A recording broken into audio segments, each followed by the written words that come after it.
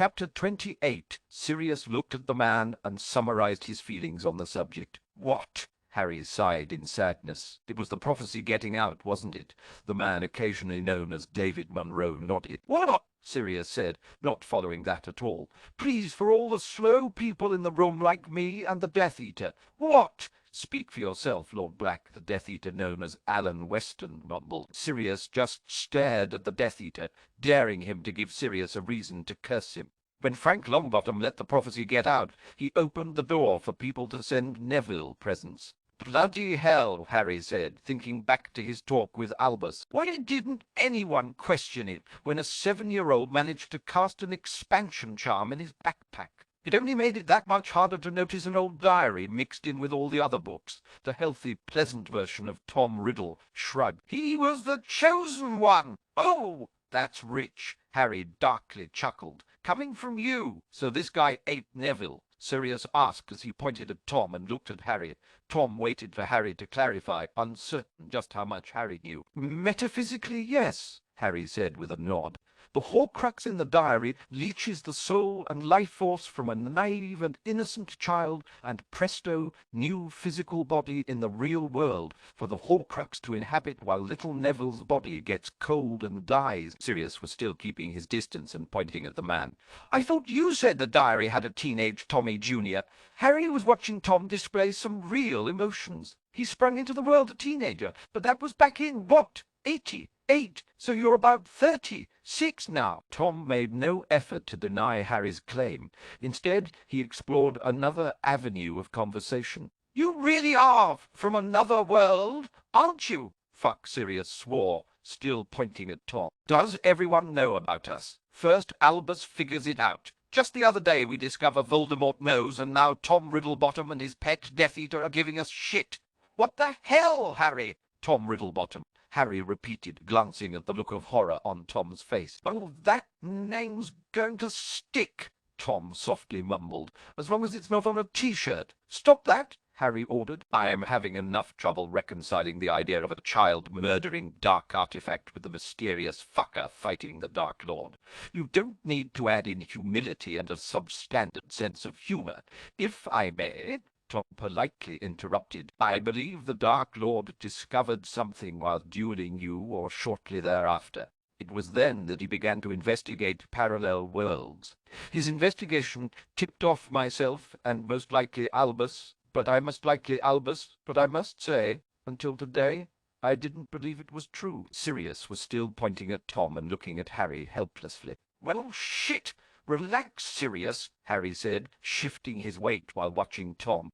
While I'd like it if you didn't get into the habit of just blurting that out. Tom here was already convinced after we knew so much about him. Tom nodded silently. What I don't get, though, is how he's so human, or why he's doing this. Why? Sirius repeated. I'm just going to take a wild stab in the dark and say Dark Lords don't play nice with other Dark Lords. Tom stood there calmly, willing to let them reason things out in front of him. Not just why he's opposing Voldemort, Harry said, noticing how tense but obedient the other Death Eater was, but why he's here and making himself so vulnerable to us. Tom saw they were waiting on him and admitted, I'm here because I need your help, and you won't give it with anything short of full disclosure.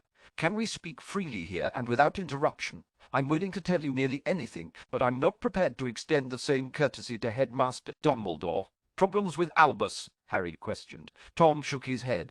He never gave me the benefit of the doubt when I was a student. I'm reluctant to find out if he would understand my situation now. What makes you think we're any different? Harry asked. You're not giving me a choice in the matter, Tom explained. But I know you won't trust me easily, so I have a suggestion. Harry and Sirius exchanged a glance. We're listening.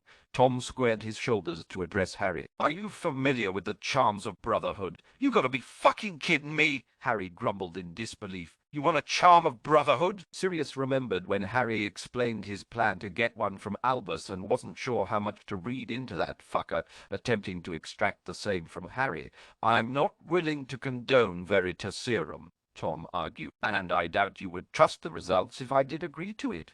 Perhaps you should remember you're in no position to negotiate, Harry said as the living ward sprung to life, encasing both uninvited men in giant solid blocks of crystal up to the neck. I am far from helpless, Tom said coldly, letting his dark side show for the first time, "and will not continue extending this kindness indefinitely." The crystal prisms around the two men began to liquefy and melt with no visible motion from Tom as he stared down Harry. Harry was reminded of just who this adversary was and remained alert and vigilant. "True. As I'm sure you've noticed, all of your attempts to wrest control of the living wards have failed miserably, though I find it interesting that you and Albus go through very similar processes of trial and error." Tom's harsh look faded into one of humble embarrassment. "I must admit I'm perplexed at that. You've protected yourself in a way that eludes me." He slowly and obviously withdrew his wand and began to trace magic across his fingers. "I swear on my existence that I will not intentionally reveal either of you are from another world, nor that you are the Death Eater bandits, for as long as you permit me the courtesy of a charm of brotherhood," he finished by extending his magically glowing hand towards Harry. "Your existence?" Harry questioned, already beginning to cast the same magic over his fingers. "My life and magic are debatable topics as to whether they are mine," Tom explained. Existence felt the most fitting. Harry clasped hands and sealed the charm of brotherhood with Tom Riddle. It was a concept Harry never would have believed just a few hours earlier. Agreed. Both men felt the magic of the charm reacting and watched each other for any signs of deception. Tom amicably broke the tense silence. "You are certain Albus isn't listening in?" "Not certain." Harry shook his head. "Though I highly doubt he is. I can tell you what he's trying right now is going to fail, but he is a brilliant wizard." "How do you know it's going to fail?" Tom inquired, knowing the likelihood of crossing wands was much lower now with the charm of brotherhood between them. "He's basing everything off an inaccurate assumption," Harry said, feeling slightly proud of his plan. "An assumption you also made. Care to enlighten us?" Tom asked. He noticed Alan looked uncomfortable and knew he needed to move this conversation along. When he saw the hesitancy from Harry, he added, "I've no intentions of attacking you or your wards. I'm just curious." Harry sensed truth from the charm of brotherhood, but common sense still told him not to trust this man. "I think we're getting away from the story you need to tell," Harry said, producing the usual pair of recliners for himself and Sirius. "Understood," Tom genially replied. A slight twist of his wand produced a pair of finely crafted chairs for himself and Alan, copying the Lord Black's. "As Harry indicated, one of the most important events leading to my existence was the prophecy getting out. After the Dark Lord killed the both of you, he became intensely focused on destroying Neville Longbottom. For years he was thwarted by the protection surrounding the Longbottoms. Stories of his persistence led into rumors of a prophesied savior. When Frank Longbottom confirmed those rumors and leaked the details of the actual prophecy, Voldemort ordered all of his followers to get Longbottom using any means necessary." Tom was speaking calmly, like a history professor patiently lecturing his class. "Fortunately for me, Lucius Malfoy had been entrusted with a diary that would ensnare any who used it. He did not know of the significance of the object, only that it was a tool for which he could earn the Dark Lord's favor." Tom paused and hesitantly admitted, "I did what I was created to do. I tricked a child into trusting me and ensnared him with promises of the greatness he could achieve. It didn't take long before Neville had made me whole again. I took his body with me and went to find the Dark Lord." Harry felt genuine emotion from the Brotherhood charm and was constantly comparing this version with his memories of the diary from his old world. "This is so fucking surreal." "Ha!" Sirius exclaimed. "Not so much fun on this side, is it? A little dose of your own medicine." "Excuse me," Harry inquired. "Just what is that supposed to mean?" "Ah, you know," Sirius said uneasily, noticing how similar his godson and the strangely dignified version of the Dark Lord looked and acted. "That tone of voice where you're saying a bunch of stupid shit that's way beyond belief but still makes a twisted kind of sense." Harry just stared at Sirius for a moment. Sirius crossed his arms and stuck his fingers out to the side, wiggling them wildly. "Invisible freaky arms!" He put a finger on his forehead and motioned it flipping up. "Oh, there! Here!" Harry snapped. "Perhaps you'd care to share a few of your own secrets instead of mine." Sirius gulped. Never mind. Harry turned back towards the two others who were failing to keep the confusion off their faces. Riddlebottom. Tom frowned slightly at the name, but resumed his tale. When I located the Dark Lord, he was furious. I'm not sure why, but I stayed back and observed him. I wanted to see what I'd become, what kind of wizard and leader I was. Suffice it to say, I was disappointed. Electing not to approach him, instead I just watched for a few days. I saw Death Eaters cowering in fear, many of them regretting their decision to join me. I saw myself taking pleasure in punishing them, dispensing all the blame for failures on them, and never admitting my own faults. After a while I came to a sad conclusion about the Horcrux process. Harry saw Tom had paused and was waiting. Harry glanced at Sirius before stating, "Feel free to pretend we're enraptured, and are encouraging you to continue." Tom looked disappointed, but explained, "When Voldemort made his first Horcrux, I believed that I'd figured out how to make multiple Horcruxes and avoid the most damaging side effect, insanity." He took a breath and asserted, "I've come to discover that I was wrong, and thus by definition I'm the only sane piece of Tom Riddle left in this world." "You hear that, Sirius?" Harry mocked while thinking Tom was way too calm about this. "There's a sane piece." "Yeah?" Sirius caught on to what Harry was doing. "The piece that ate Neville! You know, the good piece!" Alan Weston was bristling, clearly unhappy with the Lord Blacks, but he continued to be a civil guest. Tom smiled sadly. "Nevertheless, I felt uncomfortable revealing my existence to the Dark Lord I'd become. I discovered Lucius was the one who sent me to Neville. He was waiting to hear if his use of the Dark Lord's cursed diary was successful before sharing his plan with Voldemort memories and planted a fake diary into his vault." Harry saw Tom had paused again and doubtfully asked, "So that's it? You saw him being a misdemeanor pants and decided you'd rather frolic under a rainbow through fields of daisies with the bunnies? It's not that simple, and you know it. I'd appreciate it if you stopped trying to bait me, but I understand if you feel you must." Tom was rewarded by a couple of narrowed pairs of eyes and calmly explained, "I didn't oppose him at first. I wasn't helping him, but occasionally I'd toss in a new element into his plans to see how he'd respond. Simple obstacles a rational mind would overcome.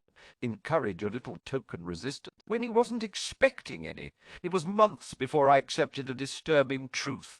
I'm much smarter than Voldemort. Sirius didn't sound nearly as sarcastic when he commented, says the man fighting a stalemate from the shadows for 20 years. "Yeah," Harry agreed, showing more curiosity than anything else. "He's held you off, it seems." "What makes you so sure you're that much smarter?" Tom crossed his legs and pondered the answer. "I know if I were him, I would have figured out my identity by now. And like I said, I didn't oppose him at first. It wasn't until I discovered a Death Eater who'd gone so far as to fake his own death in an effort to get out from Voldemort's control that I began to actively oppose him." He glanced over at Alan as the other man began to fidget in his seat. Harry shook his head in spite of what the charm of brotherhood was telling him. "I'm having a lot of trouble buying this change." "Ah, heart load! You were already a cruel bastard at 17. Hell, you made a Horcrux." Tom nodded. "It is a foul and dark magic, I agree. And while the costs of doing such an act may seem too high to you, the allure of a magic so powerful is undeniable. For what little it is worth, the part of the process I recall bothered me sufficiently to swear off the necessity of making more. I still have not uncovered what changed Voldemort's mind, but I do know it was more than a decade before he made the second." "And you?" "You've not been having any second thoughts," Harry said, unable to resist the pup. Tom shook his head. "Even if I sought to uncover a way around the known limitations, it would most likely cost me my rationality. I take solace from the knowledge that I cannot make one. I do not have to worry about the temptation, because it is not an option for me." Harry bit his tongue, thinking of the eerily similar words he'd used with others in regards to his defeat of his Voldemort. Sirius saw something about that rattled Harry and drew attention his way. "So we're just supposed to accept this change of heart stuff you're shoveling?"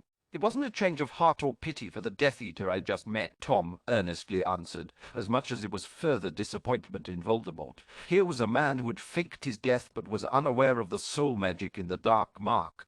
Voldemort knew he was not dead and was torturing him, most likely in the same way he tortured your Bellatrix. "I reached the same conclusions you did in that the mark was permanent. but ownership could be transferred. As I unraveled the layers of the dark mark, I discovered a number of other weak spells blended into the soul magic. Compulsion and obedience charms, secondary and tertiary leeches on their magic. It was everything I despised in my youth. A follower, an ally, or an emissary should be able to think for his or herself and at full strength without undue influence. Obedient, weak drones may be easier to control, but are a significant waste of resources. And in spite of all those subtle corruptive magics, people were still willing to fake their deaths to get away. Tom finished, shaking his head in sadness. I admit I felt a little lost then. Fortunately, the Death Eater I'd saved and whose mark I controlled was like a stray puppy that I'd made the mistake of feeding once. Alan cleared his throat loudly before patting his chest innocently. We got acquainted with each other while he healed, and he opened my eyes to an opportunity before us, Tom continued. I had a chance to fix all the mistakes Voldemort had made and be the sort of wizard I knew I could. Inspire the people and remind them of why they followed me in the first place. Oh, lovely, Sirius summarized. Ah, full Dark Lord. Not a Dark Lord, Tom said, shaking his head. No, I intend to follow the path last taken by Albus Dumbledore. Harry and Sirius exchanged wary looks. I will rise from the glory of saving the wizarding world and defeating the Dark Lord, Tom said matter-of-factly, and I need your help to do it. Sirius could barely believe the audacity of this man. How's that charm working, Harry? He's telling the truth, Harry assured him, or at least what he believes it to be. Tom glanced regrettably towards Alan Weston before turning back towards both Lord Blacks. Considering your noble and ancient status in this world, I feel I should mention the Death Eater, whom I saved and has helped me to forge my own path, is Regulus Black. Sirius and Harry both froze in surprise. Sirius just kept staring at Tom, waiting for him to say something more about his bizarro little brother. Harry's gaze moved from Tom over to the suddenly nervous and fidgeting Alan Weston. Harry lifted his arm and pointed at Alan. Yeah! Regulus is alive, Sirius blurted out finally. Tom nodded with an amused smile. Harry saw Alan was still avoiding eye contact. You're... Harry, Sirius interrupted his arm down. He's talking about Reggie. I think this is more important. Tom opened his mouth, but was interrupted by Sirius's yelp of pain as he slapped a hand over his eye. Damn it, Harry! Maybe if you'll let me speak, Harry snapped. You might learn something. I'm talking to Riddlebottom, Sirius argued, putting his hand down when his eye stopped stinging. Sirius, Harry said tiredly, noticing even Alan was looking at Sirius. What kind of retarded Death Eater is going to have a muggle dryer? Sirius looked over at Harry curiously before he gasped in comprehension. He slowly turned his head to see the Death Eater had removed his charmed necklace. Why, you got to call me Reggie, he said in irritation. You know how much I hate that. Reggie, Sirius exclaimed, his face splitting into a bright grin. He pulled the reluctant and oddly older man, but sort of younger brother, into a hug. Why didn't you say something sooner? Regulus looked at Sirius. I had no clue who you were until after you'd broken into my place, snatched the Slytherin locket, and stolen my dryer. Oh, Sirius recalled his many gently warmed bathrobes. Right. Regulus shrugged indifferently. And even since then, you've pretty much been a prick. Shit, Sirius swore. Harry's face split into a victorious grin at Regulus' blunt assessment. Did you hear? Shut up, Harry, Sirius snapped, knowing full well that he was on the receiving end of what he'd said to James. Harry started to laugh. Oh, the words were more insistent, as Sirius again said. Shut up, Harry. Harry grinned at his godfather when he was startled to feel genuine happiness through the charm of brotherhood. He turned to Tom, who was smiling back at him. Sirius and Regulus easily fell into their own private conversation, both excited to speak to something close to the brother they thought they'd never see again. So Alan Weston, Harry said, turning towards Tom. He couldn't continue being Regulus Black, Tom replied as he levitated his chair over next to Harry. Why don't we let those two catch up? It will allow us to take advantage of a little privacy and the protection of our charm of brotherhood. Harry uncertainly watched the privacy dome surround him and Tom Riddle. "You doubt my intentions," Tom said, prompting an earnest discussion, beginning to believe and trust the words of Tom. "It was more the unsubtle way you revealed Regulus's identity. Divide and conquer is the next stage of your master sales pitch. I'm going to be honest with you, Harry," Tom urged, while adding strength and resolve to the charm of brotherhood. Harry sent a burst of magic to match into the charm and smirked. "Is that your way of saying you've been lying thus far?" Tom shook his head. "There will always be differences in the truth you hear, the truth you can accept, and the truth as I see it. I've been honest so far, but that was primarily to ensure your cooperation to get to this point." Harry nodded and listened attentively. "I'm not a light wizard," Tom said, smiling at Harry's snort, "nor are you a dark wizard. But if we work together, there's nothing beyond our reach." Harry was amazed to realize this supremely confident wizard respected him for some odd reason.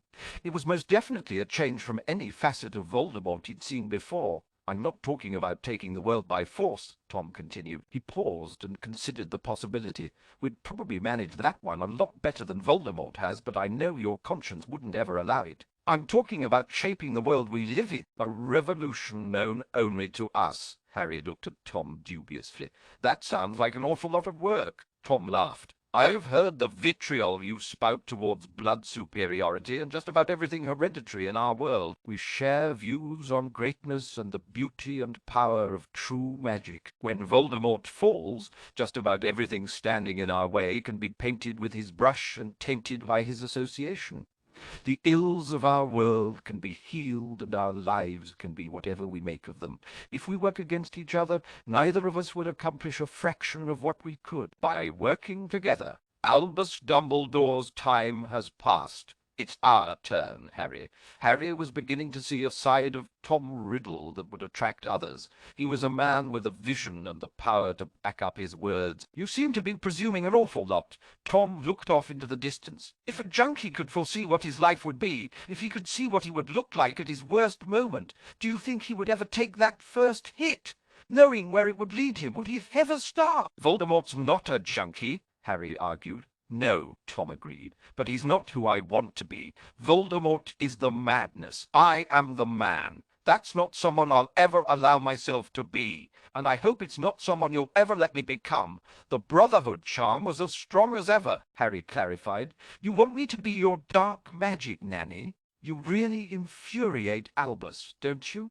Tom said with a shake of his head. "You know what I am, right?" Harry could think of several answers to that question, but nodded silently. "If Voldemort ever figured out who I am, or rather what I am, then he could have a control over me that I'd be powerless to resist." Harry hadn't even considered those implications. "That's why protecting your identity is so important." Tom nodded. "There's a way that I could be freed in case Voldemort ever got me, but it requires a Horcrux. That was why Alan had the locket. Neither of us appreciated losing that, as I had to move Sirius Black's skull into a place where Alan could access it. So you do have the skull," Harry said. That's all of them, right?" "I'm going to try and lure the Dark Lord into a trap in about a week," Tom assured him. "Really, your public announcement of Voldemort's Horcruxes has backed me into a perilous position, and one I must address sooner rather than later." "Oh," Harry realized. "Sorry about that." Tom chuckled darkly. "Your sincerity is just oozing from the charm of brotherhood." Harry shrugged, knowing he couldn't exactly convince him otherwise. "Why'd you show Reggie Sirius' skull instead of the ring? Just to fuck with him?" "Contrary to your experiences with Voldemorts and Tom Riddles," Tom chided, "I do have feelings and am not a cruel, heartless man." Harry felt slightly ashamed and saw Tom was surprised to sense the emotion through the bond. Tom twisted the invisible ring on his left hand. "No, I'm sorry to say the ring is no longer a Horcrux. Thus the skull was the only active one I possessed. Had I known you were going to announce the other 3 Horcruxes up for auction, I would have spared Alan the uncomfortable experience." Harry looked at the Slytherin family ring, featuring a shining emerald resting in the middle of a silver Ouroboros. "Golden claws decorated the sides, holding the very lifelike snake in place." Tom slid the ring up and down his finger a couple times. That was not my intention, but yes. Harry felt the nudge from the charm and inquired. And just what was your intention? With a sad look, Tom explained. I thought perhaps I could absorb the other soul fragments and become closer to a whole person. It was a mistake. I was lucky to survive. I'm not going to go into it now, but the other fragments are vile, and the Horcruxes must be destroyed. Harry could tell whatever happened was a big reason for his current attitude. He glanced over towards the protected display with the lots for the auction. You sure you can't extract the soul pieces? Those are some pretty valuable old toys. Tom shook his head. I'm sorry, but there's no controlling where the soul fragment goes if you destroy its bindings. The one in the ring came after me, and I foolishly tried to accept it. I've come to believe that it was Neville and his soul that saved me and called for help. Neville's soul called for help. That is no ordinary affliction Frank Longbottom suffers from, Tom stated darkly. He is a good man and a good father. Hang on, Harry interjected. You're telling me the soul fragment is in Frank? No, Tom insisted. It's gone.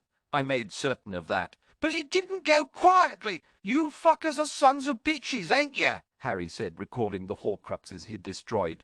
It attracted too much of the wrong kind of attention, too. It's also the reason Alan volunteered to rejoin the Death Eaters. Tom was fiddling with the ring and constant reminder.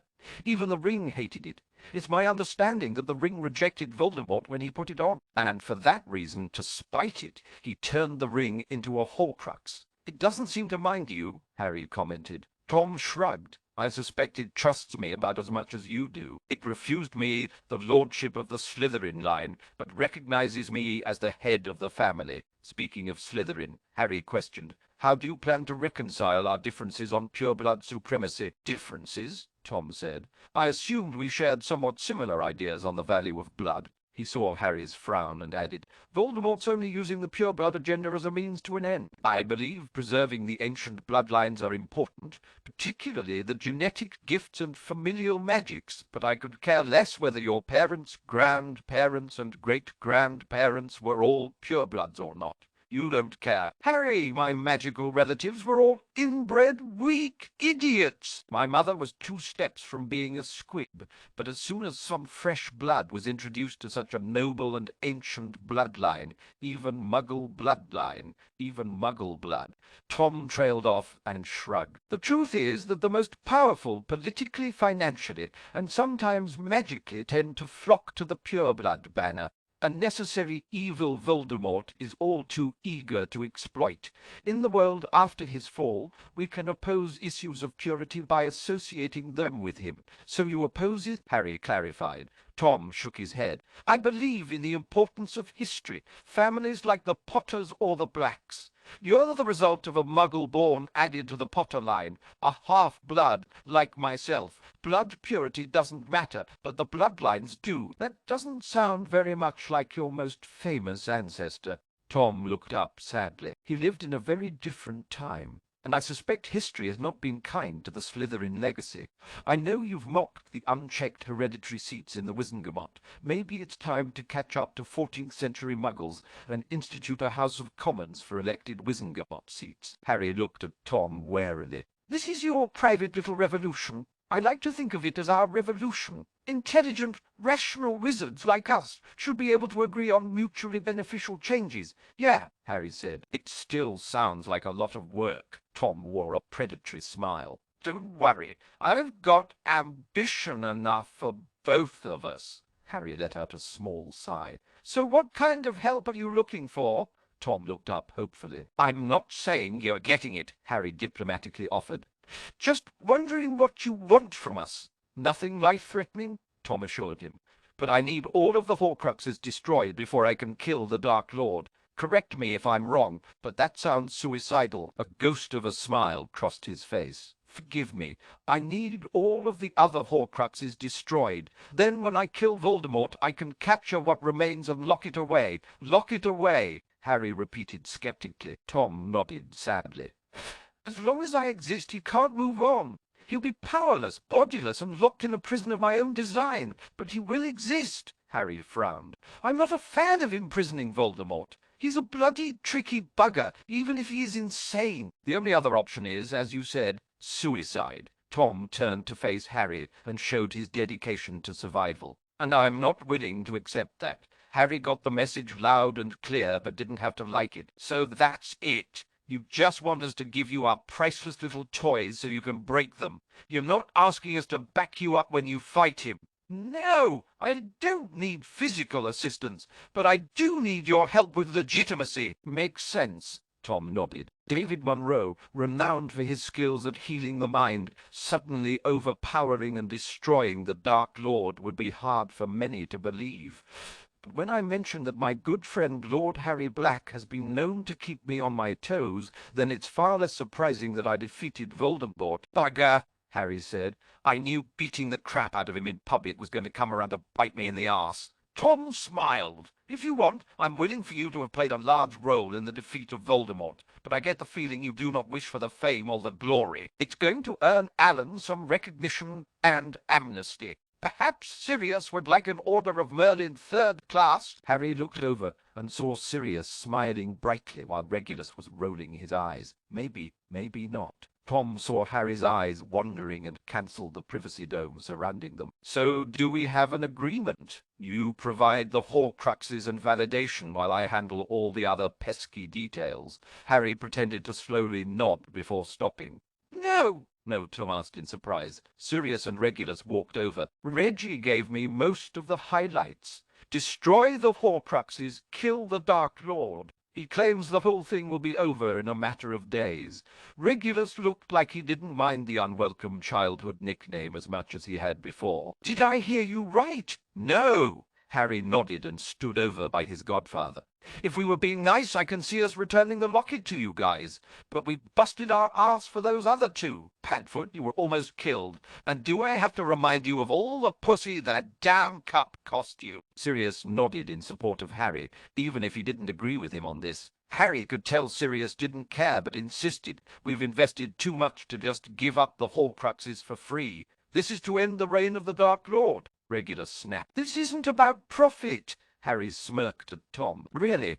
Because all I've been hearing is how this is going to catapult David Monroe to being the apple of the wizarding world's eye. The next Albus Dumbledore, the way I see it, Tom is planning to reap the windfall and in the process give me a few more headaches, dropping my name as he sees fit. Regulus looked upset, but Tom just laughed out loud. Damn, Harry! I had you pegged as a Gryffindor, but now I'm not so sure. What was your house at Hogwarts? Harry's mind recalled a distant memory of when he was just 11 and a hat spoke to him for the first time. He grabbed onto Sirius's arm and walked backwards, keeping his eyes and body facing Tom. Regulus glanced at Tom uncertainly. You'd think they wouldn't need a conference to answer that one. Tom watched Harry and Sirius yapping away behind a silencing charm and saw both of them grinning dangerously. I think they've come up with a price for the Horcruxes. Harry and Sirius walked back over to the other pair, Harry explained. If you must know, I was a Gryffindor, but that was more my choice, seeing as Albus made sure I came to Hogwarts believing all Slytherins to be evil. Tom said, feeling the charm of brotherhood tingling in the back of his head. Something tells me you should have been a Slytherin. Sirius was smiling. Funny you should say that. We've decided on a fair trade, Harry explained calmly, thinking this would be a real test of this Tom Riddle. You get to destroy the Horcruxes, and in exchange you name me the heir to the Slytherin line and pass the family ring on down. Regulus blinked at the unexpected offer. He frowned. And what do you plan to do if the ring rejects you? It won't reject him. I've no doubt the ring will jump at the chance. What? Regulus asked. The only direct ancestors left are fractured souls unable to produce heirs, Tom explained, keeping his eyes on Harry. The line is dying. Harry has already been accepted as a noble and ancient lord once. He's young, powerful, he's defeated a Dark Lord, and he may be the only other Parselmouth in the UK. He was disappointed in himself for not having thought of this before. It would make a lot of his future plans easier, but it would give Harry further power over him. And just what do you plan to do if you are Lord Slytherin? Harry sensed none of the outrage he half expected, and saw Tom wasn't dismissing the idea out of hand. I suppose, considering Voldemort, you could say I'll be restoring the name to one synonymous with greatness. But if we're being really honest with ourselves, I'll probably just use it to piss as many people off as I can. Albus will be miserable, I'm sure. Tom's lips thinned into a tight smile as he slipped the ring off his finger and held it up. A glimmer of white magic flashed through his fingertips. I must ask that you keep this a secret until after Voldemort is defeated. Harry and Sirius exchanged looks of surprise that Tom was willing to agree to their offer. Tom was reassured by their surprise. He held the ring out. Are you prepared to accept your new title, my heir? Shit, you're not kidding, Harry mumbled. He thought over his spontaneous plan just a moment longer before putting off his black family ring. He accepted the Slytherin ring, glanced over at Sirius's fearful look, and slipped it on his finger. The glistening emerald flickered black and white as a tiny golden snake appeared inside the jewel. It slithered around and froze in the shape of the letter S, centered in the emerald. Lord Slytherin, Sirius greeted with a bright smile. Lord Black, Harry greeted back. Lord Slytherin, Sirius repeated, liking the sound of it. Lord Black, Harry agreed, looking over at Tom and Regulus. He turned to Sirius and showed him the Black family ring. Sirius caught on to the unasked question and nodded. Harry tossed the ring to Regulus and told him, I'm not expecting much, but it's worth a shot. Regulus glanced at Tom, who shrugged in response. Regulus slipped the Black family ring onto his finger, and it quickly resized to a smaller ring, indicative of a family member, not a lord. Sirius grinned at Harry. My little brother is older than I am. I'm not calling you my lord, Regulus warned Sirius, and you owe me some restitution for my washer-dryer combo. Harry smirked at Tom. You can call me your lord if you want to. This, Tom said, motioning between them.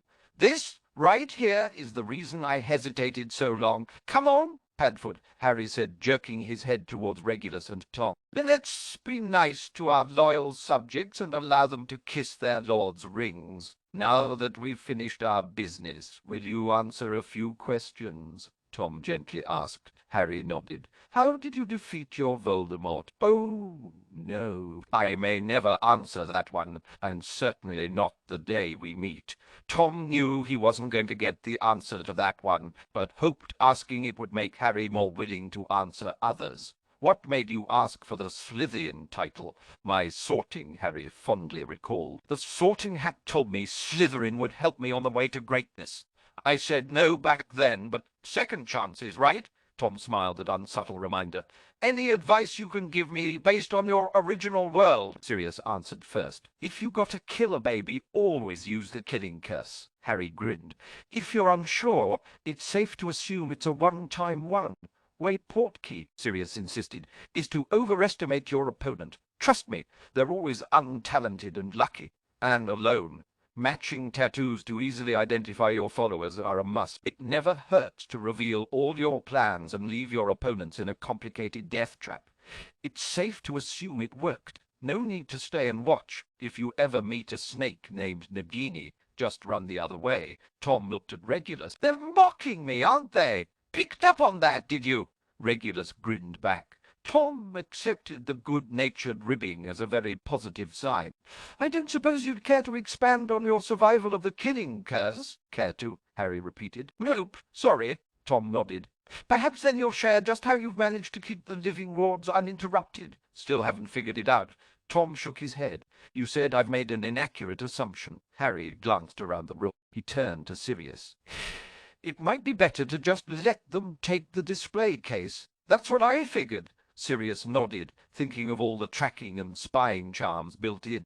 He walked over towards the mirror and floating display case, casting a spell. The case sunk down into the surface of the mirror. Sirius turned to Tom and Regulus. I'm going to want this back. Harry had also moved over, breaking down the black portal covering the west wall. Now, have you figured it out? Tom tilted his head. This is the first you've shown your back to me, but I do not see the significance. Harry pocketed the ward stones that had powered both walls and looked smug. You've been acting under the assumption that I am the sentient anchor to the living wards. I've seen the magic flowing into you, Tom mused aloud. unless no strain from casting or maintaining the wards. Are you not willing to reveal who you trust so much? Harry felt the nudge in his back and explained. No one will see a house elf that doesn't want to be seen, and it's hard to find a willingness to protect or loyalty stronger than from a house elf with a master who treats them well. Dobby's head faded into view, peering over Harry's shoulder. He smiled and nodded. Hi, Mr. Fucker, before a snap of his fingers faded him back into invisibility. The magic appears to come from you, Tom commented, and from the house elf bond you can convey all your intentions without a word. I'll admit I may not have ever considered that. Regulus saw no one else seemed fazed, but had to ask, did that elf just call him Mr. Fucker? When no one answered him, he turned to Tom. Can I call you Mr. Fucker? Tom paused. Yes, provided you never call me Riddlebottom. Regulus started and stopped a couple times. I'm going to need to think on this. Sirius had finished deactivating many of the security measures on the mirror and display. He carried the large mirror over towards them. If anything happens, the entire case gets portkeyed into a subspace.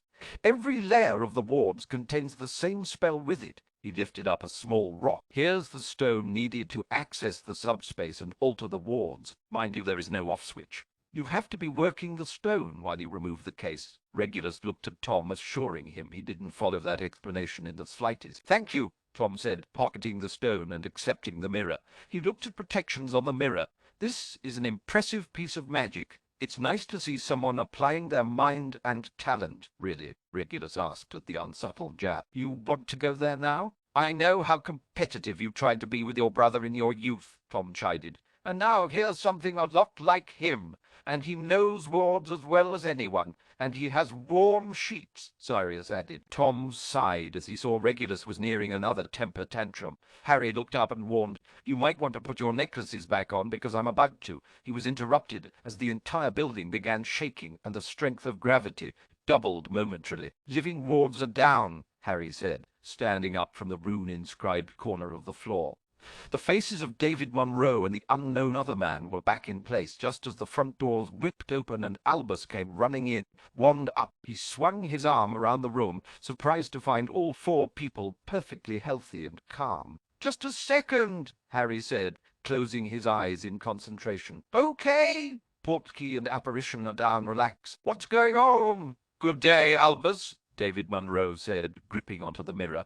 Harry will be in touch. 2 consecutive pops indicated Tom and Regulus had apparated away, taking the Horcruxes with them. Albus recognized the significance of the frame they left with and turned around in horror. What have you done? I just took the portkey and apparition wards down. You think it's a bad idea? You're right. It is a bad idea. I'll just put them back up. Albus's thoughts of chasing after the 2 others vanished, and he looked at Harry in disappointment. I thought this was all for show. Harry stuck his head out the front door and saw no signs of Auroras waiting to pounce. Everyone gone? Albus nodded. What happened to your assurances the items were safe? They are safe, Harry simply stated. PJ left too. Albus frowned. He was the last to leave more than half an hour ago. Did you deceive Monroe and convince him that he has them? No. Listen, we caught 30-something Death Eaters, Harry reminded with a jerk of his thumb. For what it's worth, this is not how I expected my day to go at all, but it wasn't the kind of offer you refuse. Albus shook his head in confusion. Why would you put yourself in a position to allow anyone to blackmail you over something as important as this? Harry was smiling confidently. Do I look like I've been blackmailed? You look pretty happy to me, Sirius said, while flashing Harry the all-clear sign after checking the Fidelius-protected shed. Do you even know what David Munro plans to do with them? Albus tiredly asked. Harry nodded. Yeah, I do. And what's that? Harry glanced at Sirius and shrugged. Defeat the Dark Lord. Albus frowned under the realization that researching David Munro was getting more and more important. Who is he? You really want to know? Harry asked with a grin. Albus recognized the tone of voice. You're not going to tell me, are you? Harry's voice was laced with sarcasm. He very well may be the next Albus Dumbledore. Albus was watching Harry. That's not a compliment, is it? Harry just smiled innocently. Don't look at me like that, Harry. I can make your life very difficult, you know. Harry just kept smiling. Albus was getting worried as Sirius was smiling now too. I'm sorry. Harry was enjoying Albus' insecurity entirely too much. He's not going to eat me or assume my life, is he? Harry, why did your eyes widen and our brotherhood charm twitch? Harry, get back here! Harry!